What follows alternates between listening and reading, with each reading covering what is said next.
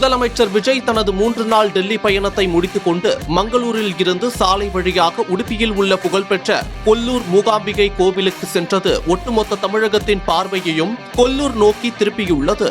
இக்கோவிலுக்கு போகும் தமிழ்நாட்டு முதல்வர்களில் விஜய் முதல் நபர் இல்லை. இதற்கு முன்பு தமிழ்நாட்டின் முதல்வர்களாக இருந்த எம்ஜிஆர், ஜெயலலிதா ஆகியோரும் இக்கோயிலுக்கு சென்று வழிபட்டுள்ளனர். கர்நாடகா மாநிலம் உடுப்பி மாவட்டத்தில் கோடச்சாத்திரி மலையின் அடிவாரத்தில் சௌபர்ணிகா நதிக்கரையில் இந்த வரலாற்று சிறப்புமிக்க கொல்லூர் மூகாம்பிகை கோவில் அமைந்துள்ளது.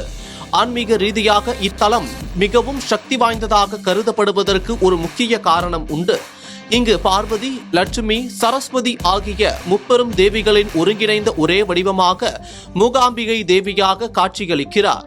தமிழகத்தின் மறைந்த முன்னாள் முதலமைச்சர் எம்ஜிஆர் தனது அரசியல் வாழ்வில் கடுமையான சோதனைகளை சந்தித்த காலங்களிலும் பெரும் வெற்றிகளை பெற்ற சமயங்களிலும் இந்த கோயிலுக்கு சென்று வழிபடுவதை வழக்கமாக கொண்டிருந்தார்.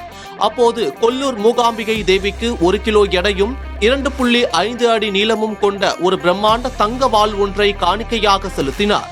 அந்த தங்க வாள் இன்றும் கோவிலின் கருவறையில் பத்திரமாக வைக்கப்பட்டு அதற்கு தனியாக சிறப்பு பூஜைகளும் நடத்தப்பட்டு வருகின்றன.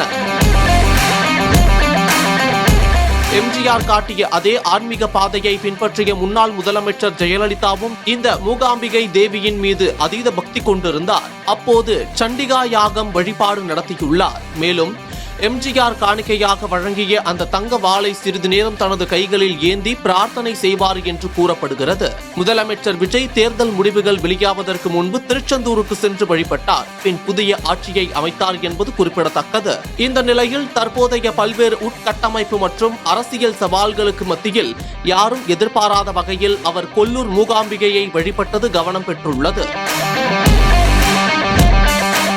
புகழ்பெற்ற கொல்லூர் மூகாம்பிகை கோயிலுக்கு ஆன்மீக பயணம் மேற்கொண்ட தமிழக முதலமைச்சர் விஜய் அம்மனுக்கு 1.6 கிலோ எடையுள்ள வெள்ளி வாள் ஒன்றை உபயமாக காணிக்கை செலுத்தியுள்ளார். டெல்லியில் இருந்து தனி விமானம் மூலம் மங்களூரு வந்தடைந்த முதல்வர் விஜய் அங்கிருந்து சாலை மார்க்கமாக 120 கிலோமீட்டர் தூரம் பயணித்து கொல்லூர் திருத்தலத்தை அடைந்தார். கோயிலில் அம்மனுக்கு நடத்தப்பட்ட சிறப்பு பூஜைகளில் கலந்து கொண்ட அவர் மனமுருகி பிரார்த்தனை செய்தார். தனது இந்த சிறப்பு வழிபாட்டின் போது கோயிலின் பாரம்பரிய வழக்கப்படி மூகாம்பிகை அம்மனுக்கு 1.6 கிலோ எடையுள்ள நேர்த்தியான வெள்ளிவாள் ஒன்றை அவர் தனது பங்களிப்பாக காணிக்கையாக வழங்கினார். தற்போது முதலமைச்சர் விஜய் இக்கோயிலுக்கு வந்து வழிபாடு நடத்தியதன் மூலம் பதவியில் இருக்கும்போது இத்திருத்தலத்திற்கு சென்ற 3வது தமிழக முதலமைச்சர் என்ற பெருமையை பெற்றுள்ளார் என்பதும் குறிப்பிடத்தக்கது.